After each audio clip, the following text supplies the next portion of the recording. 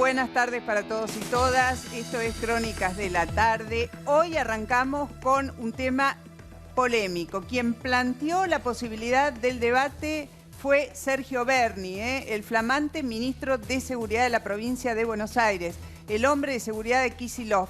¿Qué dijo Berni en declaraciones? Que quiere cambiar una dinámica, el uno por uno, plantear el uno por uno. ¿Qué es el uno por uno? Escuchen un poquito.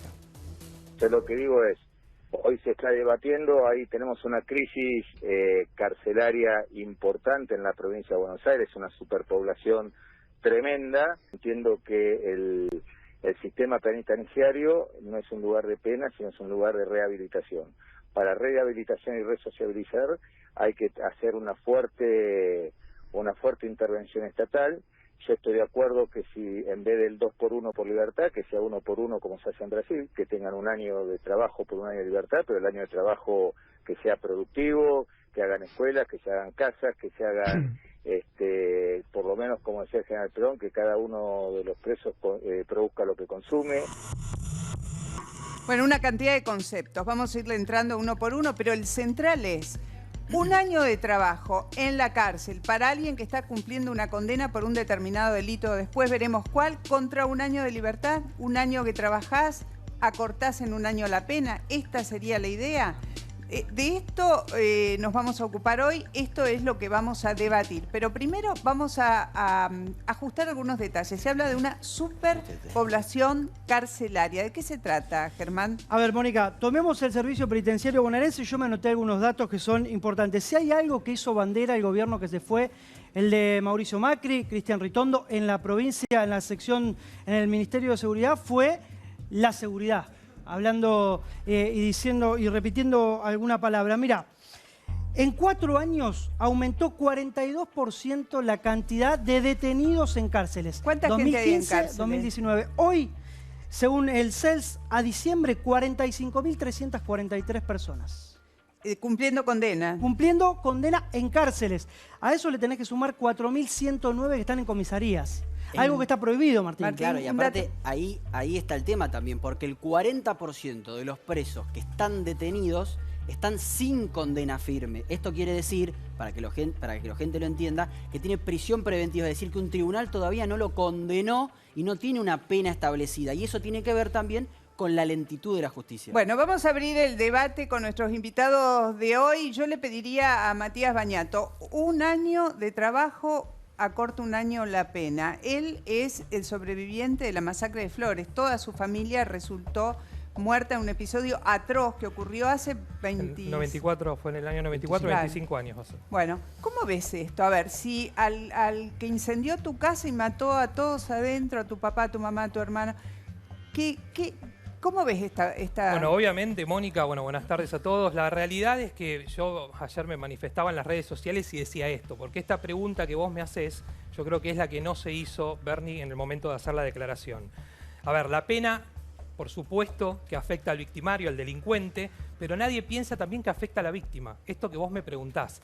La verdad que yo no puedo entender que sea un premio, que le den un premio del trabajar. Yo considero que trabajar, estoy completamente de acuerdo que tendría que hacerlo, en favor de la sociedad, completamente de acuerdo. Ahora, que eso sea un premio para sacarle años de condena, esa es la parte que a nosotros como víctimas... esencialmente lo que queda de las declaraciones de Berni es, tenemos que resolver un tema carcelario, hay superpoblación, hay 113% más de población de la que debería haber de acuerdo a las plazas que tiene el Estado. Para resolver eso, acortamos dando trabajo de un año. Yo le quiero preguntar a Julio Sevilla, más conocido como el Jeringa, digo bien. Sí. Estuviste preso. Estuve detenido, sí. Saliste, ¿cuánto tiempo estuviste? Estuve 11 años detenido. 11 años preso, 11 años viviendo en una cárcel. ¿Vos cómo? Y ahora te trabajás en reinserción. Yo trabajo en reinserción en el municipio de Quilmes, visito las cárceles, tengo una banda, soy ex Pibe Chorro, cantante de Los Pibes del Penal. A ver, por supuesto que la vida es un bien insustituible y me pongo en el lugar de la persona que... A ver, fue un desastre lo que pasó en su vida.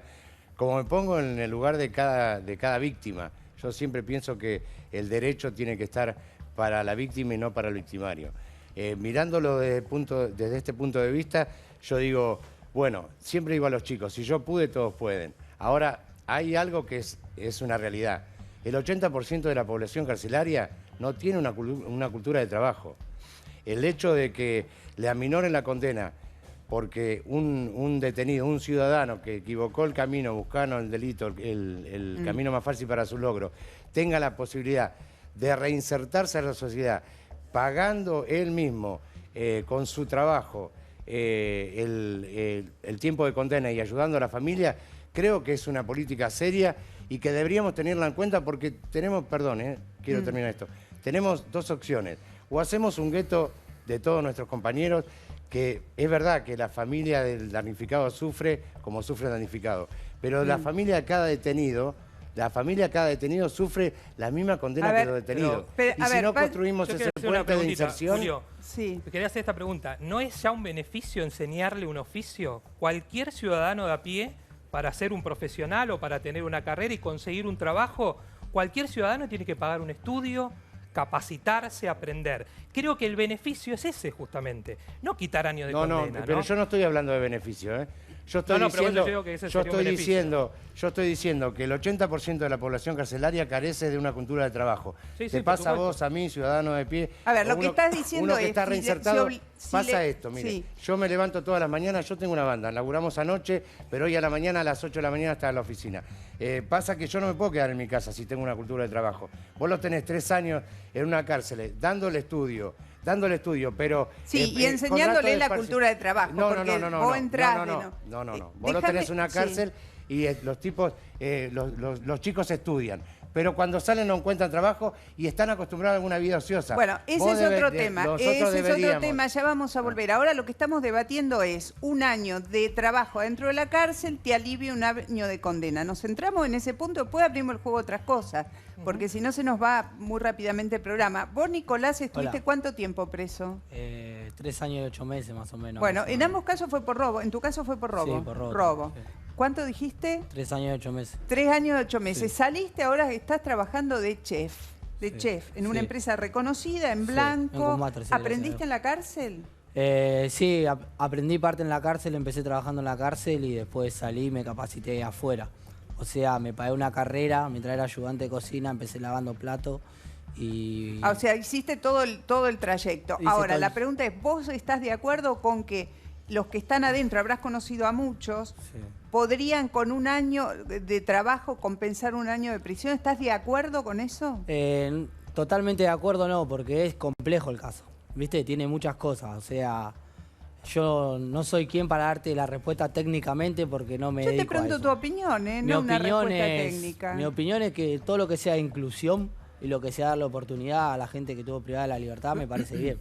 Después ya en lo complejo no puedo. Creo que todos coincidimos todo lo que es político, en eso, todo lo que es político y si está bien que hagan uno por uno, no soy quien para decirlo. Yo lo único que sé es que lo que sea inclusión, o sea, y readaptación y herramientas para que una persona se pueda seguir adelante, se pueda reinsertar a la sociedad, me parece bárbaro. Creo que en eso más o menos ustedes que están del otro lado estarán de acuerdo, que una persona esté adentro de un penal no es grato para nadie. Y la verdad que darle la posibilidad de que tenga herramientas, aprenda a trabajar, aprenda a entrar en una cultura del trabajo y cuando salga a ser reinsertado en la sociedad es lo mejor para ellos y para todos. Pero, el tema Mónica, es si le reducimos la pena a cambio de eso. Pero me parece que también el generalizar, este es el tema del debate. Ahí paramos, vamos a ir ahí. No es lo mismo un psicópata que... No, claro, déjame ver, Leandro, qué tiene para decir. No. Leandro, con tu experiencia. Lo que dice Bernie creo yo que es una barbaridad.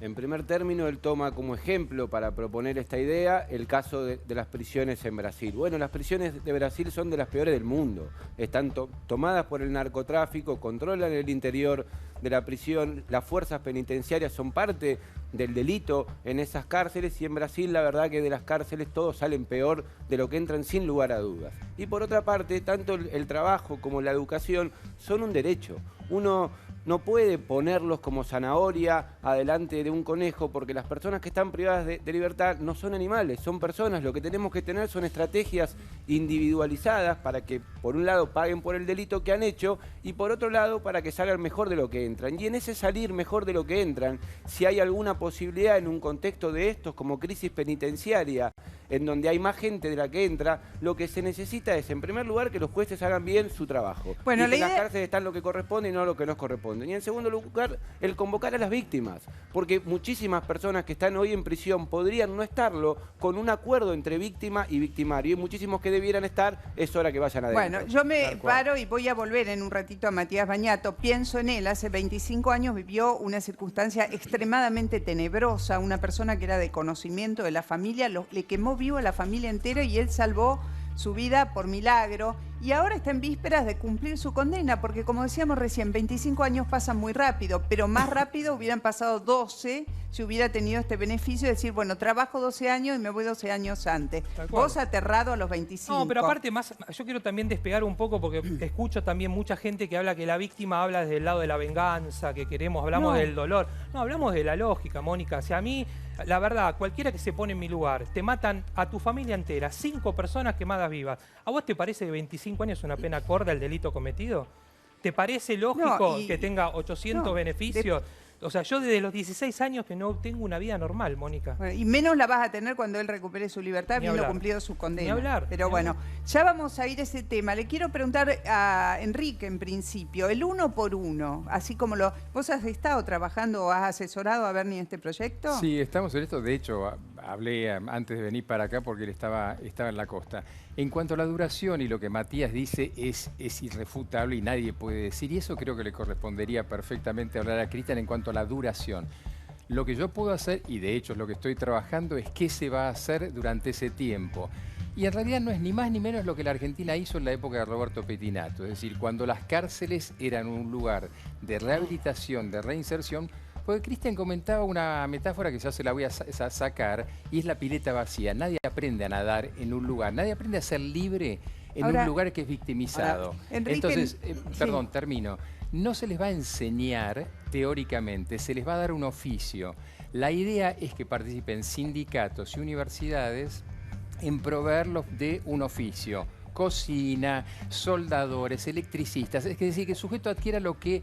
Creo que esto no lo discute nadie, Enrique, que la gente se forme en la cárcel. Espera un momentito. El problema, aguárdenme porque tengo que poner un poco de orden. El problema es el canje de 1 por 1. Esto es lo que estamos debatiendo y el tema es si en tal caso es aplicable a todos los delitos. ¿Por qué el beneficio que le dan a una persona que está condenada tiene que ser la reducción de pena? Porque eso, primero, para empezar, lo que dijo Sergio Berni, está fuera de la ley. Para empezar, no está en la ley argentina. Hay otros tipos de beneficios que se le dan a los presos en la provincia de Buenos Aires por estudiar, porque esto también hay que decírselo a la gente. Un preso por estudiar tiene ciertos beneficios. Ahora, el hecho de que Sergio Berni diga que le saca, o que él quiere que se le saque años de pena, es en algún punto pasar por encima de la decisión del juez, porque el juez pone una pena que considera la adecuada. Supongo que si se implementa una cosa así tiene que ser todo un debate, todo un debate parlamentario, digo, perfecto, no una modificación. Sergio Berni lo propone. ¿Por qué hablamos de beneficios y no de derechos? La propuesta, por ser del ministro de Seguridad de la provincia de Buenos Aires, ya solamente la propuesta termina vulnerando lo que puede proponer un juez o lo que aplica un juez en una pena. A ver, ¿qué decía Julio? ¿Por qué hablamos de beneficio y no de derecho? ¿Por qué buscamos la quinta pata del gato? Porque no es un derecho que te aporten la pena, es un beneficio que te daría la ley si trabajás. Cualquier ciudadano que transgrede las leyes, por más que esté detenido, condenado o no, tiene derecho como cualquier ciudadano de pie. Bueno, pero buscarle la quinta pata al gato. Tiene derecho a trabajar, no a recibir menos pena. Perdóname. Pero tiene derecho a trabajar. Eso coincide. Pasa esto, ¿ves? No a tener menos pena. Nosotros, los que estuvimos detenidos, nunca nos llaman para, gracias a ustedes que nos llaman, por lo menos ser la voz de lo que no tienen voz. Pero siempre nos callan, no podemos hablar y ni siquiera podemos opinar con respecto a esto que me parece, yo como ex detenido y trabajando en la inserción, que la medida de Berni no apunta a darle un beneficio. ¿Ah, no? Apunta, sí, es no, un beneficio, pero déjenme terminar, por favor. Sí. Apunta a que el ciudadano que se equivocó, tengamos en cuenta qué delito y qué delito. No estamos de acuerdo con los violadores, que para mí son seres irrecuperables, no estamos de acuerdo con aquellos psicópatas que te matan toda una familia, pero hay pibes que son primarios, que producto del Paco, que de no haber tenido una cultura de trabajo, hoy tienen prisión preventiva sin siquiera tener condena firme y están las cárceles abarrotadas tengan en cuenta esta, de una celda de 4, de 1, están viviendo 4 o 5 personas. Todo lo que decís es cierto, hay una superpoblación carcelaria. El problema es que ha habido un altísimo índice de delitos, de gente que ha sido liberada antes de tiempo, o porque no había lugar en la cárcel, o por... Pero ¿me dejan terminar, por favor? Lo que dice Bernie, a mí humilde entender, es, tengo un detenido que está vegetando en la cárcel en las peores condiciones, que lo estoy tratando como un animal. Bueno, a ese detenido le doy trabajo, le doy una cultura de trabajo, que esa cultura de trabajo sea beneficiosa, que con un peculio, no con un peculio, sino con un sueldo, para que ese tipo mantenga la familia. Y si se porta bien y da pautas de reinsertarse socialmente, le acorto la condena. ¿Qué es lo malo? Si lo vamos a tener 20 años vegetando...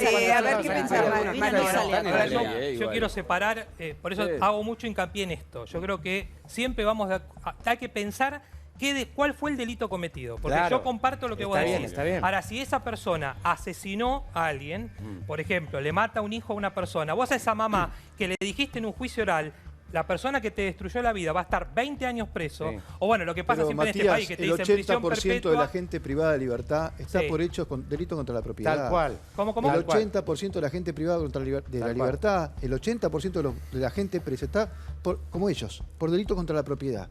Sí. Y a pesar de lo que decís vos, Julio, es un gran eufemismo, es un lugar común pensar que el más reincidente es el abusador, el más reincidente es el que comete una violación. No, el más reincidente es el que comete delitos contra la propiedad.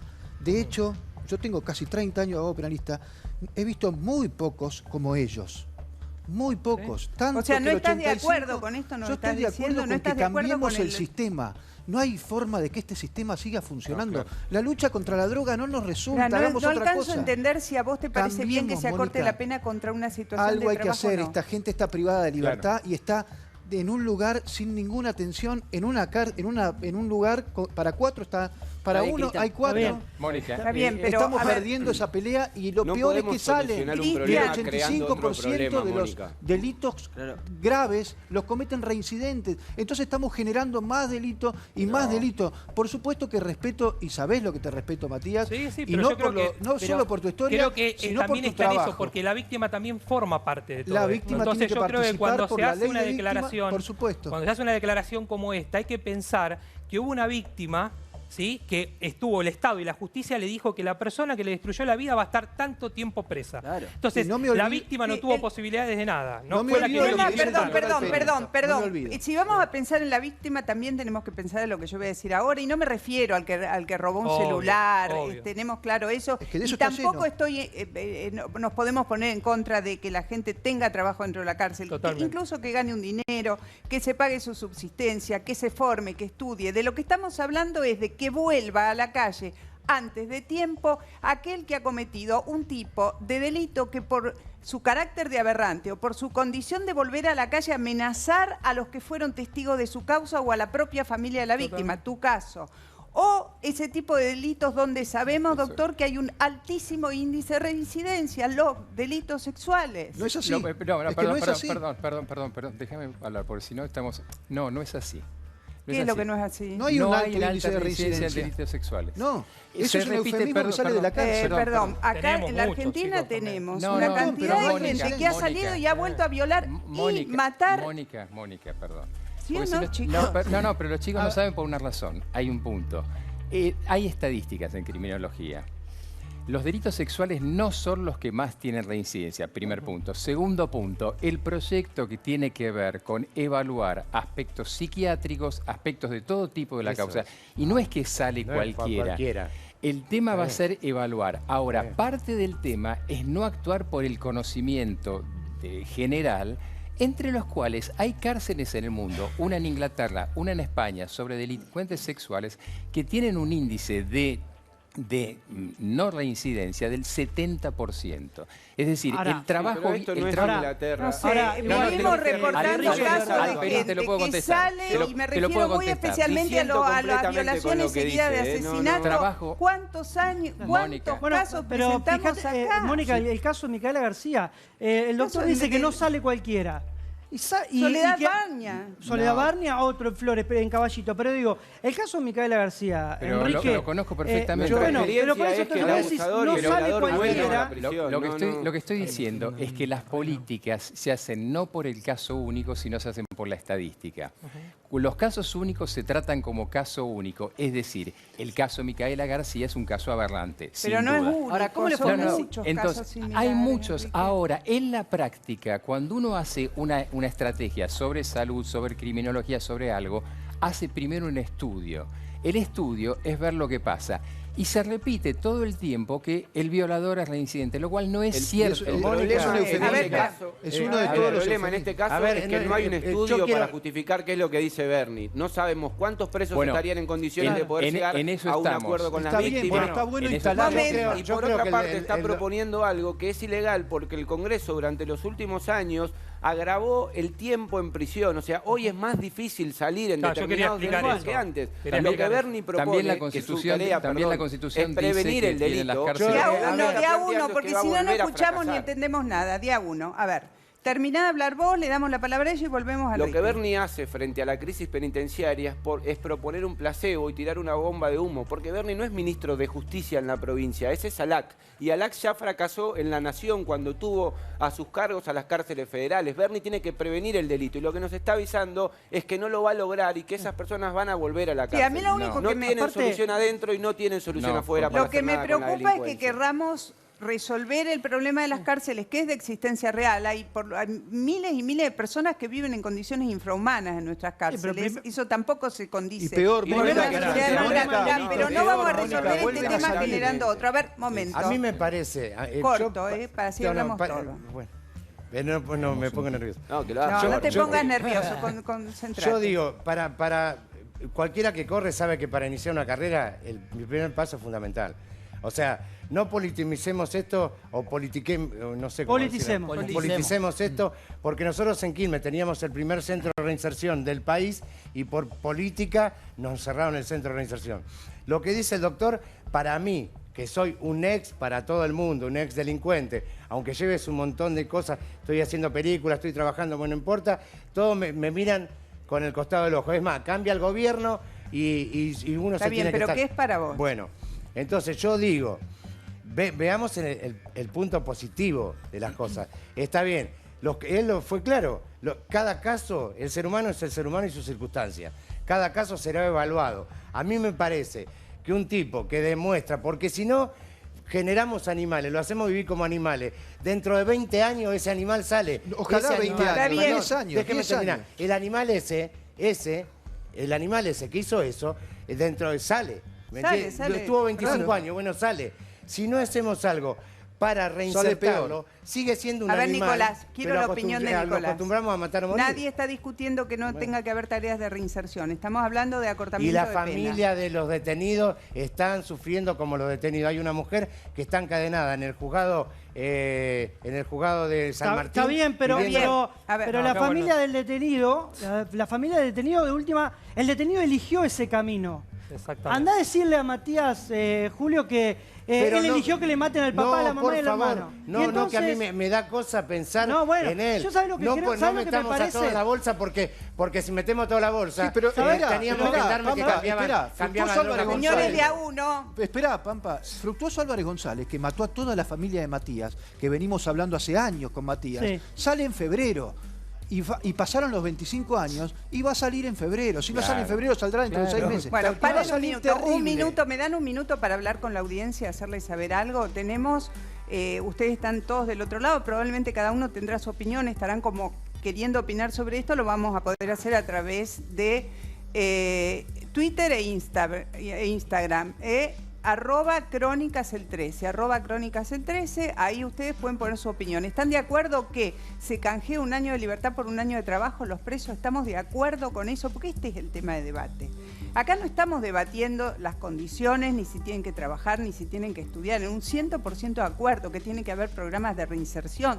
¿Cómo que no? De lo que estamos hablando es si el 1 por 1 va, y en tal caso si va para todos los delitos. Porque vos hablás de evaluación y yo pregunto, ¿nuestros jueces, nuestros fiscales, están nuestros peritos incluso, ¿están haciendo evaluaciones ajustadas? Porque todos los días damos cuenta de episodios de gente que es liberada alegremente, no sabemos por qué. Bueno, lo que va de la semana, ¿cuántos más? Parte del problema, parte del gran problema, y es lo que hay que modificar, es que no hay un seguimiento. Esto es un tema hablado con el doctor Hornos, que está hace tiempo muy preocupado también, Gustavo Hornos, preocupado sobre este tema. ¿Por qué? Porque no se siguen los casos, salen, y lo que está diciendo Cristian, en algún momento va a salir. Yo creo que no podemos no darnos cuenta que un sistema solamente funciona por el tiempo, porque si no creo que tenemos que hacer algo simple. Más cárceles, más espacio, porque el problema no se puede sostener de esta manera. ¿Sabes, Enrique, que la gente común pide más cárceles? Ayer lo hablamos, que la gente común pide más cárceles. seguimos manteniendo y ¿sabés qué me parece? Le digo a ellos dos que la pasaron. Me parece que lo que dice Bernie, sale a decir, es porque le quemaban las papas porque tenía todos los penales de la provincia estaban amotinados, enojados, estaban en huelga de hambre pero ¿sabes qué? Bernie no está buscando, Bernie no busca buenos pibes, que salgan buenos pibes, busca que las cárceles... Nicolás, le vamos a dar la palabra a Nicolás, que está ahí más, tiene cosas para decir, pero como le da de gritar menos, Nicolás, te escuchamos. Perdón. No, yo pienso que... O sea, los presos también son un gasto y la gente común supuestamente está pidiendo que los presos, o sea, se queden más tiempo. Y ese gasto, o sea, él también propuso que, o sea, los presos produzcan lo que consumen, ¿entendés? Hay que achicar también los gastos, o sea, los presos, todos los presos son un gasto en la cárcel. Si ustedes me preguntan a mí qué pienso de esto, creo que está bien, mientras sea que hacer escuela, hospitales. Yo vivo en un barrio humilde. El 1 por 1, decís. Sí, el 1 por 1. Mientras yo vivo en un barrio humilde, que piquen piedra, que aunque sea no hagan un caminito de piedra, algo. ¿Te va eso para alguien que ha matado a una mujer, que ha violado por la calle? No se puede meter bueno, lo tengo que preguntar, chicos, porque después debaten la ley. Pero para eso no lo evaluamos nosotros. Hay un código penal, hay un código procesal, hay una constitución. Y también hay personas capacitadas, jueces, que lo que Bernie propone no va a salir. Lo que está haciendo es un placebo, está calmando a los presos en las cárceles que están a los gritos y con la faca lista, preparada, porque no se puede vivir. Piden la vuelta al 2 por 1. El Estado en la cárcel se vuelve delincuente y el Estado en la cárcel hace lo mismo que las personas que están presas hicieron en el medio libre. Vos fíjate que... El Estado mata, el Estado roba, vende drogas y esas personas salen como salen. En vez de proponer mentiras, lo que tienen que hacer es reformular el sistema penitenciario en serio. Porque sabemos, doctor Alperín, sabemos que está perdida la batalla por las personas privadas de libertad, con solo estudiar la evolución de los castigos en la sociedad. La cárcel empezó ahora, empezó hace 180 años, 200 años. Antes se los mataba. Bueno, era una solución. Claro. Ahora no los podemos matar. Cristian, no los vamos a hacer, no los podemos hacer por concepciones religiosas y porque cuando hubo pena de muerte los jueces latinos no las aplicaban. Pero entonces, ahí, es sagrada para el que está dentro como para el que está afuera. El problema es que van a salir, como va a salir el juez Álvarez González, va a salir el ladrón y el ladrón es recontra reincidente. Yo creo que acá el problema, que por qué genera tanto revuelo esto, Mónica, porque yo creo que en general al ciudadano común y a la víctima, sobre todo, le pasa que todo el tiempo tiene que estar comprendiendo una legislación que no es clara. Entonces, ¿a qué me refiero? Cuando uno escucha ahora que le van a quitar un año más, cuando a la víctima yo les decía lo que pasa a la víctima en el proceso de primero asimilar la pérdida, enfrentarse a un juicio oral y público, después que te dicen perpetua, después tenés que comprender que no es perpetua, después te dicen que a las 3/4 partes de la condena va a salir, después, o sea, vos tenés que aceptar y asimilar absolutamente esto. Y los testigos...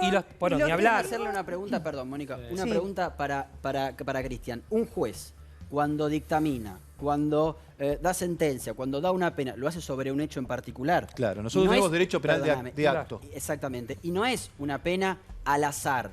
No es que no es lo mismo 10, 12, 15, 20, ahí no es lo mismo. Discrepo un poquito porque ellos tienen un monto y eligen el que quieren. Está bien, pero por algo da años. En general. No es que un preso, por empezar a trabajar, se borra lo que realizó. Es decir, que un juez da una pena por un hecho concreto y quiere que esa pena se cumpla. Digo, que el preso empiece a trabajar, que el detenido empiece a trabajar, no hace que ese hecho se haya borrado. ¿Por qué el beneficio? Es la pregunta que hago. ¿Por qué el beneficio tiene que ser reducir la pena? En realidad tiene un contexto constitucional. La Constitución dice que nosotros no tenemos a las cárceles para vengarnos de esa persona.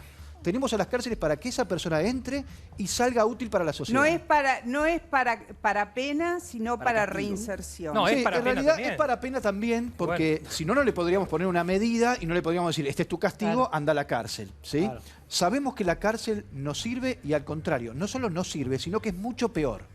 Porque la persona que entra a la cárcel sale arruinada. Es un máster. Los invito a... Y aparte, perdón, ¿qué hacemos con la persona que delinque? Sí, Matías, no entiendo. No tengo esa solución, no la tenemos desde el derecho penal ni desde la cárcel. Me parece el problema es buscar la solución así. Pregúntenle al doctor Alperín, que como él, nadie conoce de las cárceles, cuántas personas como nosotros hay en la cárcel. Hay gente pobre en las cárceles y 10, 20, un 5 o 6% de psicópatas que mataron a alguno. Bueno, son toda gente pobre. Ayudémosle a hacer una persona mejor. Cárcel? Porque acá tenemos dos casos que son excepción, que son pura excepción. Hablamos de Nicolás, que está trabajando en Puerto Madero, está cocinando, es un chef, se formó como chef.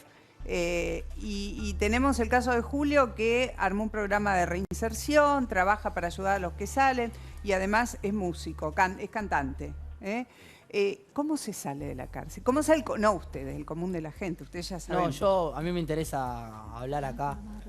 Cuesta mucho porque, viste, vos salís de la cárcel, capaz, a mí me tocó, yo no tenía estudio, yo no tenía oficio, no tenía experiencia. Iba a buscar trabajo, me ponían un filtro, analítico en mano, no tenía trabajo. Iba a buscar trabajo, papeles antecedentes, tengo una mancha que lamentablemente a mí me queda de por vida. Está bien, pero vos saliste con ganas de trabajar, de formarte y te encontraste con la dificultad del prejuicio afuera. Yo te digo, otro que sale, que cumplió su condena, que no tuvo la posibilidad, o sí, de formarse, de estudiar en la cárcel. La misma puerta que se me cerraron a mí y va a ser lo mismo. Depende de la elección de vida que tenga cada persona que está ahí adentro de la cárcel. Julio. Yo en mi caso, yo salí con la misma falta de cultura laboral que cualquiera. O sea, nadie te enseñó nada ahí adentro. No, sí, lo que me enseñaron era para salir. Mejor te lo olvidás. Cosas peores que mejor te lo olvidás. ¿Me entendés? Gracias a Dios tuve un contexto, por eso yo digo siempre que el ser humano y sus circunstancias, tuve una familia que me supo contener, un hermano que tenía una empresa que me ¿A qué edad entraste? ¿A qué edad saliste? Entré a los 19, salí a los 31. Y después empecé a visitar, eso siempre lo tuve, nosotros teníamos un programa que se llamaba Una Voz para los que no tienen voz, y siempre pensé en reinserción desde que estaba detenido. Yo me di cuenta que haber nacido en una verdulería no significaba que sea un zapallo. Venía de un contexto familiar, de una familia que había elegido el delito. Perdóname, te voy a hacer una pregunta puntual. De los que vos trabajaste para reinsertar, adentro, afuera, en la transición, ¿algunos reincidieron? Sí, algunos sí, porque nos cerraron el centro, de reinserción. Después tengo algunos que tienen una parrilla en la casa, otros chicos. Ninguno, o sea, se insertaron. Perdón, ninguno de los que se reinsertaron tiene un trabajo limpio, en blanco. Son todos recicladores, albañiles.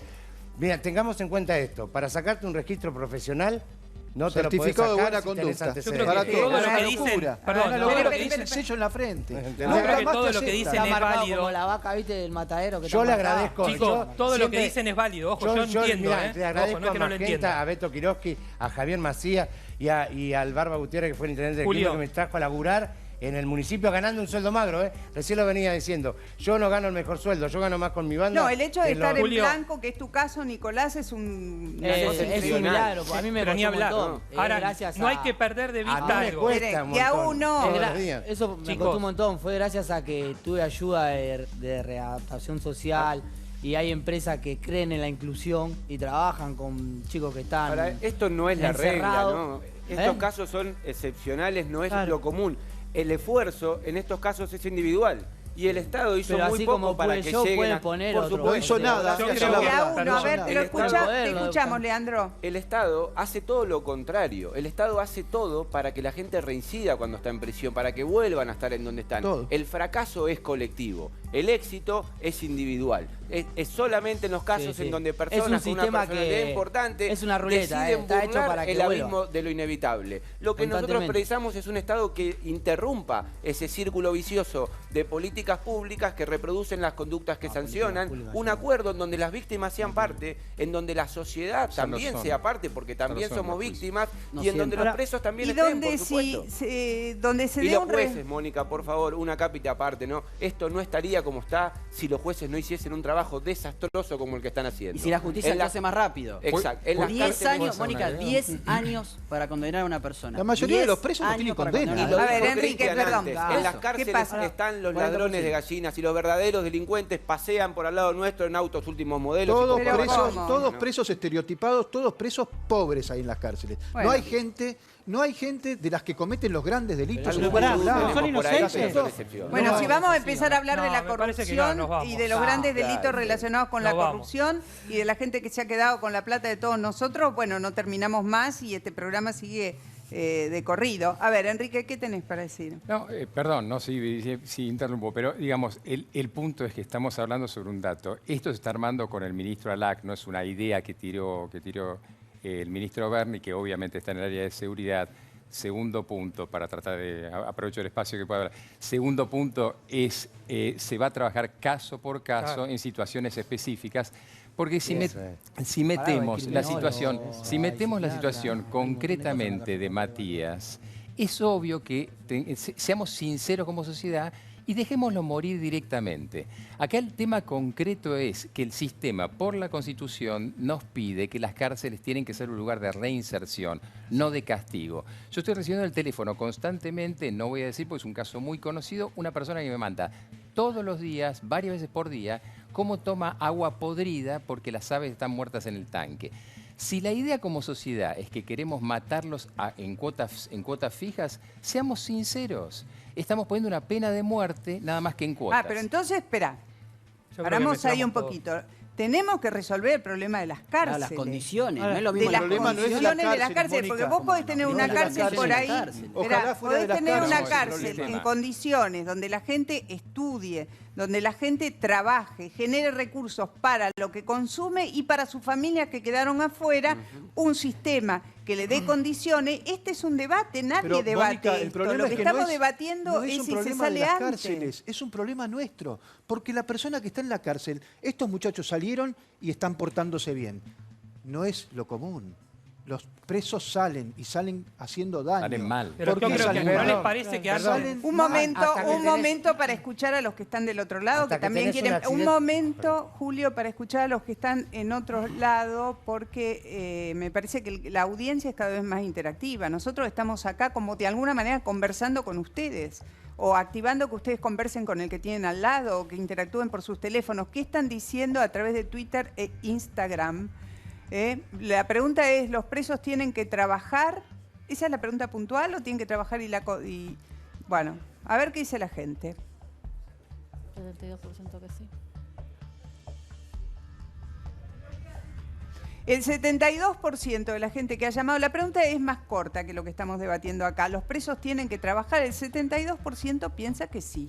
Y en eso creo que coincidimos todos. Porque la posibilidad de trabajar te dignifica, te permite ganar lo que consumís, pero además te prepara para salir a trabajar. Y ahí también, Mónica, hay el debate es otro. 27% no, ¿cómo dijimos? 72% que sí. 72 dice que sí, que los presos tienen que trabajar en las cárceles, 27 que no. Mónica, podemos preguntar por el canje. Lo que pasa es que el problema no es si tienen que trabajar. El problema es si se les saca un año de pena porque trabajan. Esa es la pregunta que nos vamos a hacer. Eso me parece que verdaderamente es el problema que genera este debate. Perdón, ¿puedo decir una cosa? Sí. Hoy no trabajan, o cuando a los que consiguen trabajo dentro de una unidad le pagan un peculio. El peculio, son 30 pesos por mes. Nada, una vergüenza. Bueno, Decí cuánto es el en peculio hoy. provincia, por una Creo que son papa y una 50 cebolla, pesos no. ahora. 30 pesos Leandro, por No, mes. momento, están Lo que 70 y pico, barren, lo que pero hacen. Escuchá, Mónica, lo que Papa, dice una Leandro. cebolla, Escuchá lo A que ver. dice Leandro. A ver, le ¿Cuánto es el escuchamos a Leandro y peculio? vamos a tener Hoy que cerrar este el- tema. Esto es un programa de televisión, Perdón. El lamentablemente. peculio es algo corto. que se le paga para encubrir la figura de trabajador en prisión. Bueno. El Estado hoy hace trampa. Para pagarle menos a un preso, hace de cuenta como que no trabaja. Ahora ya está condenado por la justicia. Me gustaría En dejar, 2014 Yo creo que el que también trabaja- algo, sí. me gustaría, Mónica, para cerrar, dejar algo solamente en claro. Todo lo que hablamos es verdad, pero no perdamos de vista también que el delincuente elige delinquir. Sí, A ver. yo no estoy de acuerdo con eso, Matías. ¿Eh? Yo no Bueno, estoy- es otro debate. Yo no estoy de acuerdo. Este Creo, es creo- otro creo que es otra generalización. Me parece que hay que tener en claro eso porque también este tema afecta a las víctimas. Sin Entonces, duda, cuando se ¿puedo dice hablar de eso, no se piden las Que víctimas. yo vengo de eso, ¿puedo hablar Y me de eso? Sí, pero ¿sabes qué? Yo tengo que cerrar por una cuestión de tiempo. Tenés 30 segundos, decís lo tuyo. Están todos convocados a seguir debatiendo este tema que tiene muchos costados. A ver, decinos, ¿qué querés decir? En la Cortitas. familia, mira, hubo una huelga generalizada. Ahora se van a juntar los tres poderes para tratar de resolver el problema carcelario de la superpoblación. Yo creo, en mi sano entender, que darle trabajo, enseñar una cultura de trabajo, creo que el detenido debería tener 6 horas de trabajo, 3 horas de estudio y después esparcimiento. Si vos a ese chico, amén de darle trabajo, de enseñar una cultura de trabajo, le das el derecho de reducir la condena, el mérito a la reinserción que demuestre. El que demuestra estar reinsertado, Bueno. porque si no están reinsertados, todo lo que hagamos. Yo les agradezco a todos, creo que coincidimos en un montón de cosas, todos los que estamos aquí, probablemente haya otras diferencias, este debate queda abierto como casi todos los debates, porque nadie tiene la verdad absoluta de nada, ni nosotros, ni los que están del otro lado, y si Dios quiere lo recuperamos la próxima semana. Yo te agradezco porque soy una voz para los que no tienen voz. Yo también Nosotros no agradezco tenemos voz. y Esta es la idea, que seamos la voz, Me gustaría- no sé si de los que no tienen voz o de los que quieren amplificar también su voz, así que gracias. No, Dale. gracias. Gracias. Dale, Yo tengo que gracias a cambiar todos. Gracias todo. por invitarme y dejar de mandar saludos a toda la gente que me dejó venir Bueno, acá. nos invitas a comer un día. Dale, cuando usted quiera, le decimos lo que quiera. Bueno, dejamos este tema, cambiamos de clima, porque ahora nos vamos a ocupar de otra cuestión que tiene que ver con una denuncia de abuso. La particularidad de esta denuncia de abuso es que la hace un perito y el denunciado es un juez. Se trata de una médico, perito forense, que denuncia a un juez por abuso sexual y lesiones. Ella, para demostrar que pasó por esta situación, que fue obviamente un espacio cerrado, tiene elementos para exponer. Y esos elementos son las marcas de golpe, rasguños que le quedaron en el cuerpo y toda esta cuestión. Vamos a hablar con Emma Virginia Kramer, pero vamos al móvil. Está en La Plata, porque todo esto ocurrió en jurisdicción de La Plata, y está Nacho Juliano en el lugar. Contanos, Nacho. ¿Quiénes te acompañan? Sí, Mónica, estamos con Virginia, que la acompaña su abogado, el doctor Darío Saldaño. Fíjense ustedes, todavía Virginia tiene en su brazo las marcas, los moretones, lo que han sido los golpes con la fuerza que fue sujetada por este hombre, el juez Juan José de Oliveira, del Fuero Civil de La Plata. Quiero que te lo cuente Virginia en primera persona, que ya te está escuchando, Mónica.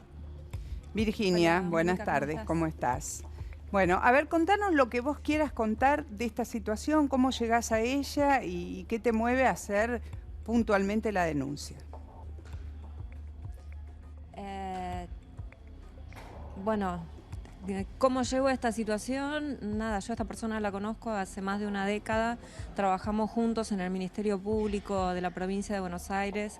Su padre, el subprocurador del Ministerio Público de la provincia de Buenos Aires, fue mi jefe directo durante muchos años cuando yo estuve como directora de Ciencias Forenses. Y perdimos contacto por distintas razones. Y hace aproximadamente un año me contactó por Facebook o alguna de las redes y terminamos conversando por WhatsApp. Una charla que, ya te digo, duró aproximadamente un año, donde él comentaba permanentemente mis estados, no solo las fotos, que creo que no pasó una foto sin comentar, sino también los comentarios que yo ponía en los estados, atento la vulnerabilidad en la que me sentía, porque... ¿Qué tipo de comentarios en relación a tus fotos? comentarios al principio eran comentarios casi irrelevantes, de qué linda o cosas así. Después eran un poco más desubicados, pero que, no, es decir, no llamaban la atención. No, por lo menos a mí no me llamaban la atención. A ver, poniendo esto en marco, yo he sido profesora adjunta de Género, Sexualidad y Reproducción en la Universidad Arturo Jauretche. Soy titular de Medicina Legal y soy titular de Bioética en la Universidad Arturo Jauretche.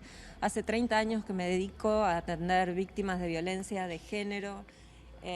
O sea, ¿estabas preparada para identificar a una persona que podía avanzarte de mala manera? No me pareció exacto. Me pareció inofensivo, yo lo conocía, me había parecido inofensivo.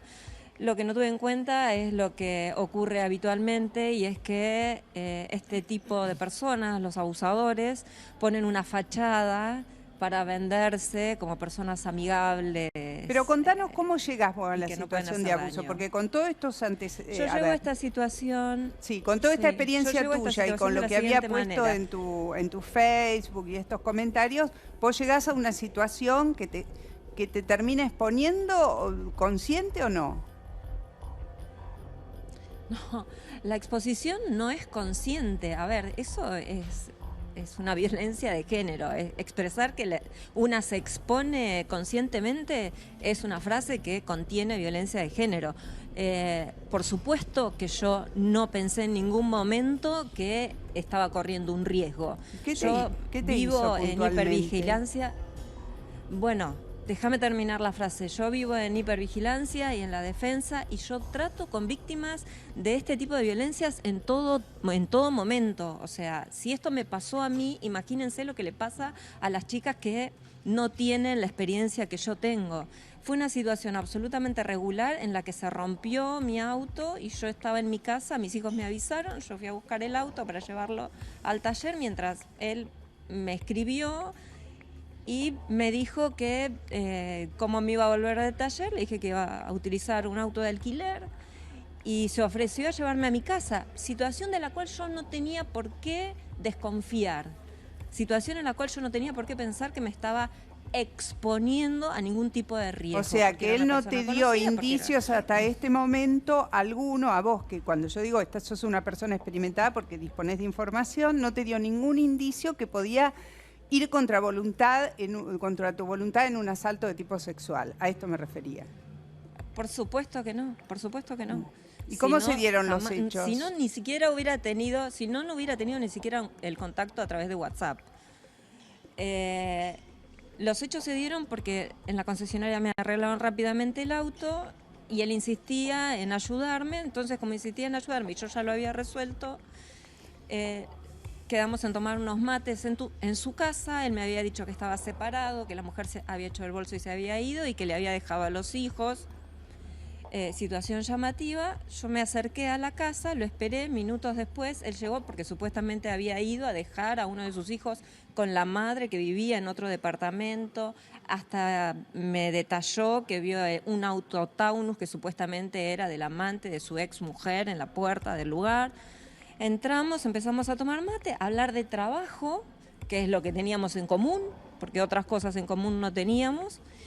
Y de pronto él cambió su lenguaje no verbal, su lenguaje gestual, empezó a reírse solo, se cruzó de piernas, se tapó el regazo, los genitales, se reía irracionalmente y en un momento, más allá de que en el medio hizo un montón de comentarios que me empezaron a parecer desubicados sobre su vida personal, en un momento me dijo que bueno, que él me podía ofrecer una relación, pero no una relación estable, cosa que no tenía nada que ver con la vida porque en ningún momento se había planteado ningún tipo de relación.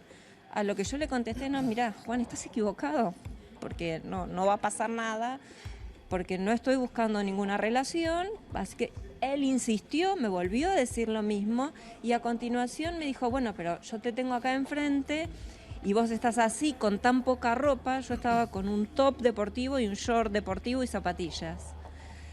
Le digo, bueno, mira, Juan, no tiene nada que ver, estoy vestida con ropa deportiva. Y él me dice, bueno, pero yo te veo así otra vez, con tan poca ropa y no sabes cómo me estoy poniendo. Y yo insisto en esto, ¿cómo puede ser que un varón, un juez, no solo un varón, un juez que da clases en la Universidad de La Plata, en la Facultad de Derecho, sobre género, cometa la imprudencia o no imprudencia, ¿sí? O se sienta liberado para utilizar una frase tan emblemática para las víctimas de violencia sexual como es la que utilizó D'Artés con la nena que atacó? Cuando me dijo eso, le dije, bueno, ¿sabes qué, Juan? Me tengo que ir. Agarré mi cartera, me di vuelta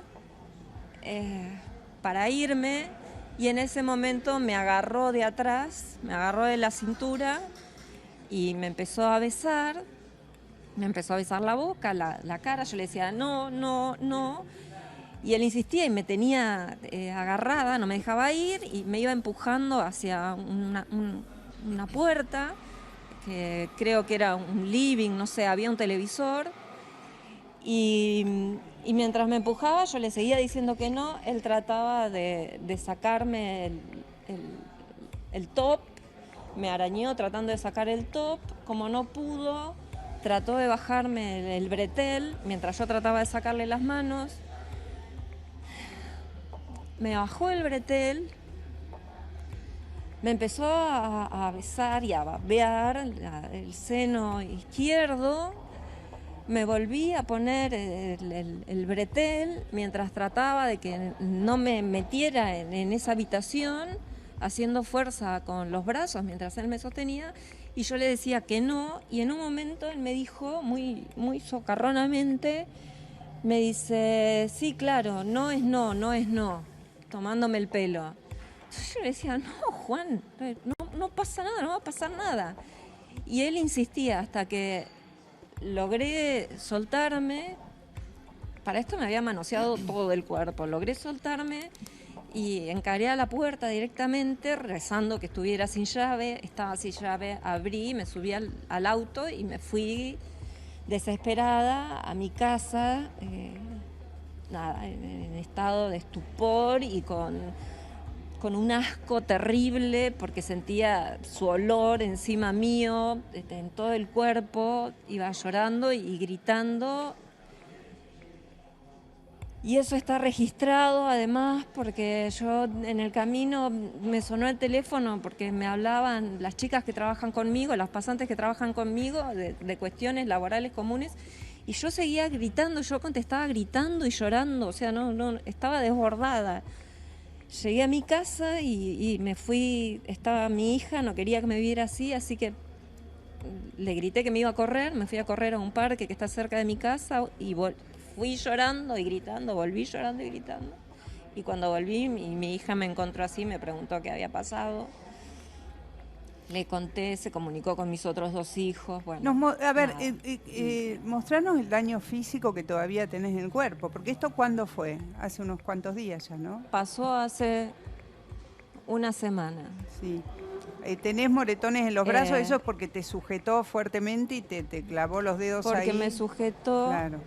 Y porque me quedé trabada contra la puerta de esa habitación a la que yo no quería entrar. También tenía escoriaciones del lado izquierdo y tengo 2 lesiones digitales en el glúteo derecho, todas corroboradas por médicos de hospital público y además corroboradas por la médica legista que me atendió en el cuerpo médico de la policía. Vos hiciste inmediatamente, Mónica, fuiste y además... Sí, Nacho, te escucho. Que algo importante, una vez que sucedió esto, al poco tiempo, este hombre le mandó unos mensajes, unos chats, o sea, dando cuenta de que había existido una situación, quizás imaginando lo que podía llegar a suceder. Él se sitúa en ese lugar con vos y da cuenta de por lo menos una situación incómoda y obviamente que era de tu parte denunciable. A ver, ¿qué es lo de los chats? ¿Cómo es lo de los chats? Él, a la noche, cuando yo me tranquilizo un poco, me baño, lavo la ropa para sacar el olor que le sentía. miro el teléfono y veo que tenía mensajes y veo que había mensajes de él, lo cual era incomprensible, eran mensajes con caritas. Están en pantalla en este momento. Decía, perdóname. Bueno, sí. Ahí se ve claramente lo que decía, que yo le había dicho que no y que él había seguido, y él me dice que no, que había estado todo bien y que yo había sido dulce o algo por el estilo, me dice. Y le dije, no, Juan, te dije que no y no paraste. Y entonces él me contesta, no, cuando me dijiste que no paré. O sea, da cuenta de que todo este relato es claramente real. Digo, aparecieron, por supuesto, como ocurre habitualmente, un montón de detractores ahora a enjuiciar mi relato. Y a quitarle verosimilitud y a decir que no creen en eso, y esto pero no vos es una hiciste, cuestión de creer una vez que hiciste o no creer, la porque no es una religión, esto es evidencia científica. A ver, vos hiciste la denuncia ese día, al día siguiente, te hiciste hacer las pericias sobre tu cuerpo de lo que había pasado. Yo al día siguiente lo expresé como pude a través de las redes, diciendo que no sabía si iba a poder hacer la denuncia o no, por el estado de shock en el que estaba, y ahí empezaron a escribirme sobre todo mis alumnas y mis alumnos, diciéndome, profe, vos nos decís que ante estas situaciones hay que denunciar, no dejes de hacerlo. Sí, perdón. Y Darío Saldaño, mi abogado, fue uno de los primeros en escribirme y solidarizarse con mi situación, y es un abogado penalista en el que yo confío. Digo, hace 30 años que estoy trabajando en esto, es una persona en la que yo confío profesional y humanamente, así que me contacté con él y nos reunimos el lunes y después hicimos la denuncia. Dame un segundo, voy a leer los chats. Estos chats los intercambiaste el mismo día más tarde, ¿correcto? Claro. Él te dice, a ver, me encantó que vinieras, sos avasallante, en serio, qué personalidad. Esto te lo dice él. Y vos le ponés, jamás vuelvas a hablarme. Te dije que no en varias oportunidades y no me hiciste caso. No te quiero ver nunca más, ni saber de vos. Y entonces él te dice, ¿me lo estás diciendo en serio? Y vos le respondés, sí. Con estos chats queda validado lo que pasó allá adentro por fuera de lo que vos expusiste de tu cuerpo, de las lesiones que quedaron en tu cuerpo. Hay otro. La verdad me sorprendiste, dice él, me dijiste que no y frené, te respeté. Ahí está claro que la situación existió. Sí. Te respeté en serio, Vir es por tu nombre, Virginia, estoy sorprendido, fui muy respetuoso, lo lamento si no lo sentiste así. Acá hay un concepto que hace mucho ruido, si es respetuoso, estamos hablando de un juez, porque si fuera cualquier otra persona vos no sabés desde qué concepto, qué valores pasa, pero un juez que te dije que fue muy respetuoso cuando te agarró y te dejó todo el cuerpo marcado y te intentó meter en un cuarto de prepo y le dijiste que no y siguió adelante, lo de respetuoso lo ponemos entre comillas, ¿no? Y el otro mensaje, ¿no? Es más, te fuiste muy cariñosa, me dejás helado, no lo fuiste, no me hables nunca más, siempre cuido. Bueno, esos son los chats. Es un intento por banalizar la situación, por mí. Es un intento por banalizar y minimizar la situación. Claro. Hay que entenderlo como tal. Claro. Doctor... Es decir, básicamente es eso. Vamos. Sí, Mónica, pero permítame que le haga una cuestión. Es que tenemos... algo que me llamó profundamente la atención. ¿Sabe qué? Que usted la situó a la doctora en una situación que ella se tuvo que justificar permanentemente durante la primera parte de la entrevista. Yo le estoy dando pantalla, ha hablado sola, le pregunté si ella tenía alguna percepción de que esto le podía pasar, pero ahora termina siendo que la culpable termina la doctora soy yo. Diciendo, y esto se corrobora con tal cosa, y esto se corrobora con tal otra. Perdón, la doctora, estamos hablando de una persona que tiene mucha instrucción, que conoce de estos temas, que totalmente. Es perito, entonces no me impute a usted lo que le pasa a la doctora. Pero que también es una víctima. Favor, doctor, ya sé que es una víctima, la estamos tratando como una víctima, bueno, le estamos pero se perdió de vista eso. ¿Quién perdió de vista eso? Le estamos hace 10, 15 minutos que está en el aire exponiendo, yo no estoy haciendo más que darle lugar a que hable. No se trata de una cuestión de cantidad. Se trata de me la parece, posición doctor, que se está pasando de la adoptada raya al usted. momento de analizar la situación. Me parece que usted está equivocando el camino. Este es un lugar donde se le da espacio a las víctimas. Y usted viene acá, tiene su... pero no discutimos que se le dé espacio. Tuvo hace 10 minutos que está en el aire explicando su situación y nos vamos al corte y yo tengo la culpa de que ella explica su situación. Por favor, doctor, le pido por favor que se ubique. Tenemos el corte, respire hondo y volvemos a hablar tras la pausa. Sí, si le parece, si no también se puede ir. Respiro hasta abajo del agua.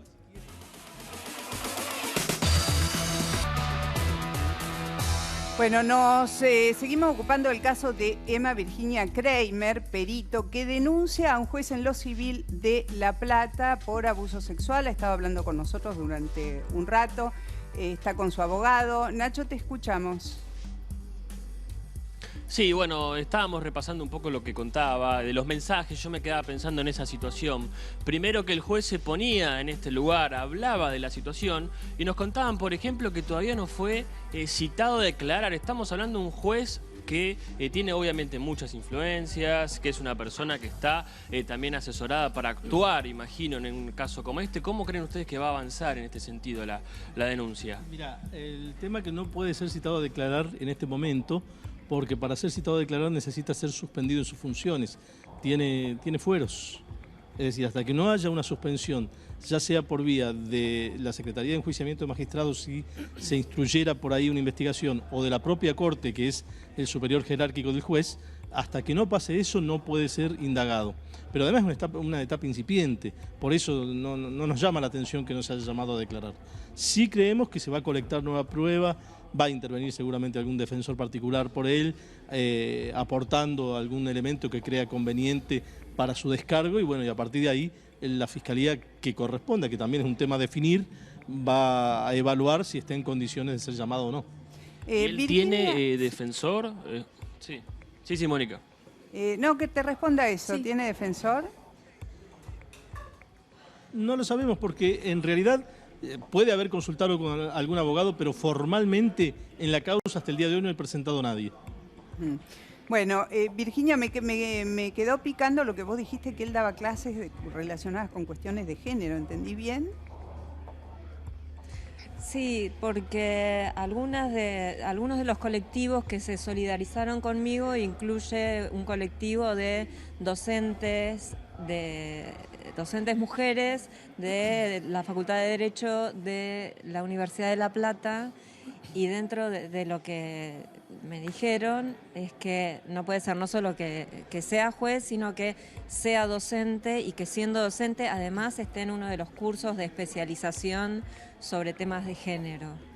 Bueno, aquí... Y acá a mí, discúlpame, acá me surge otra cuestión que es realmente grave, que a mí me pasó desapercibida en su momento, que me resultó bizarra días antes, no sé cuántos días antes, en un mensaje que era un intercambio absolutamente banal, y él me decía que bueno, que yo estaba sola, pero seguramente tendría muchos varones a mi alrededor, y yo le dije, no, la verdad que no, estoy sola, nada, así de sencillo, estoy sola.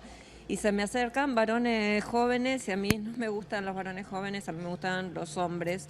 Y él me dice, bueno, y este comentario fue terrible, que me hizo mucho ruido. Me dice, bueno, pero para gente como vos y como yo, que estamos en cargos importantes al frente de cátedras en la universidad, es normal que los alumnos y las alumnas tengan cierta admiración por nosotros y se quieran acercar. Bueno, acá el equipo te va a hacer alguna... nada con un alumno mío. Sí, acá el equipo te va a hacer algunas preguntas. Virginia, me quedé con dos frases de tu relato, dos frases que hizo el juez y que están en el colectivo ya después de la denuncia de Fardín. Mirá cómo me pones y no es no. Hasta hay un tema que dice no es no. Digo, ¿crees que utiliza esas frases a propósito? ¿Cómo lo catalogarías? ¿Como cínico? ¿Qué visión tenés de él y su comportamiento? A ver, yo no puedo en las condiciones en las que estoy hacer un análisis pericial, pero tiene rasgos claramente, por lo menos esos comentarios tienen rasgos claramente perversos. No lo estaba diciendo sin saber, lo estaba diciendo desde su lugar de poder. lo estaba diciendo irónicamente. Virginia, ¿se comunicó de vuelta con vos? Digo, más allá de esa conversación por WhatsApp que estábamos leyendo recién, luego que esto salió en los medios, se hizo público, ¿se volvió a comunicar? ¿O alguien de su entorno te hizo llegar algún mensaje de él? No, nadie se comunicó. Creo que además fui contundente, le dije que no se volviera a comunicar. ¿Perdón? ¿Quién va a investigar? ¿No? La pregunta es quién va a investigar, porque ambos personajes, denunciante y denunciado, son personajes muy conocidos en la justicia criminal de la provincia de Buenos Aires, específicamente en La Plata, donde tienen su sede habitual, ¿no? ¿Quién va a investigar? Lo más probable es que las fiscalías empiecen a pasar una a otra la investigación y pasa con la policía. Bueno, hoy me comentaban que Martini se habría excusado, ¿es así? Eso lo tiene que contestar mi abogado, ¿no? Miren, hasta media mañana no, pero después nos llegó también la información de que había manifestado tener conocimiento de ambas partes y por lo tanto no iba a continuar con la causa. Esto a última hora, pero no lo puedo asegurar fehacientemente. Fue información que nos llegó de tribunales. ¿Enrique? Sí, ¿qué tal, doctor Saldaño? Virginia, Enrique de Rosa, ¿cómo te va? ¿Cuál es tu estado anímico, más allá de las lesiones que son evidentes? Y es tremendo, tengo estallidos de llanto absolutamente incontrolables, incoercibles, no puedo dormir, tengo pesadillas, lo veo en las pesadillas todo el tiempo, se me mezclan en las pesadillas partes de instrucción de la causa, como que aparece él investigando, nada. De hecho, ayer en la mitad de una nota me desbordé y me quebré y ya no podía hablar más. ¿Estás recibiendo algún tipo de asistencia, Virginia? Sí. Al día siguiente que pasó esto me comuniqué con mi psicóloga, que es parte de la red de psicólogos feministas y que me está atendiendo y que está sobre mí en forma permanente y que se comunica conmigo en forma permanente. Pero bueno, nada, tengo estados de ansiedad y estados por momentos de confusión. Yo soy, para quien me conoce, yo soy una persona hiperactiva, siempre estoy haciendo algo, en general lo que estoy haciendo siempre es trabajando, no me puedo concentrar. No me puedo concentrar, tengo que hacer las cosas 4 o 5 veces y me salen mal. Bueno, estamos cerrando el programa, tengo una pregunta para hacerte. ¿Confías en que la justicia va a actuar? Sos parte de los procesos de la justicia. ¿Confías en que va a actuar, que se va a hacer justicia? La verdad es que yo confío en que mi abogado no va a dejar que esto se caiga fácilmente, pero es un hijo del poder. El hecho, me llama la atención que en otras causas en las que yo he actuado y he puesto literalmente, en esos casos sí, he puesto el cuerpo para defender a otras personas y he tenido distintos tipos de ataques, amenazas de muerte y demás. Enseguida los organismos de derechos humanos, los organismos del gobierno se solidarizaron. Y acá hay un silencio de radio que a mí me preocupa. Bueno, me preocupa muchísimo siendo un hijo de Has poder. vuelto a poner, esto lo digo yo, el cuerpo en una situación que ahora te ha comprometido directamente, pero el hecho de haber presentado la denuncia, haber tenido la valentía de pasar por esta circunstancia, de exponerte en los medios, de estar aquí con nosotros y de seguir adelante con esta causa, se inscribe dentro de la defensa del común de las mujeres. Así que desde ese punto de vista te agradecemos que hayas participado en la nota, que sigas adelante vos y tu abogado para hacer justicia en este caso, porque en definitiva, además, tu agresor es un juez, con todo lo que eso significa, y aquí hablamos a diario de lo que significa la justicia y la tarea de cada uno de los jueces para ir adelante con los casos, ¿sí? Gracias, Virginia. Gracias. Gracias. Gracias a vos. Nos vamos, terminó estas Crónicas de la Tarde. Hablaron los que saben.